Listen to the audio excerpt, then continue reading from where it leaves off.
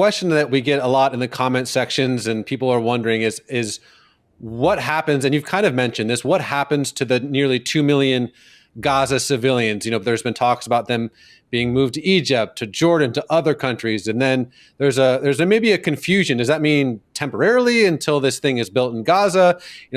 Trump called it potentially the next Riviera. Is this a temporary measure? Is this a long-term measure? What do you see as the actual goal in the end for the population of Gaza? First of all, we're not talking really about Egypt or Jordan. From what I hear, we're talking about three different states. And here is now you're going to get your newsworthy piece. They're talking about one, Morocco, two, Somalia, and adjacent to Somalia, there's another area. It's called Puntland, and that's where they're looking at maybe to relocate them to these three places. So Egypt is not probably going to be in the play. It's still in the making, so we don't know the final details of it, but we do understand the historic principles that President Donald Trump is laying on the ground.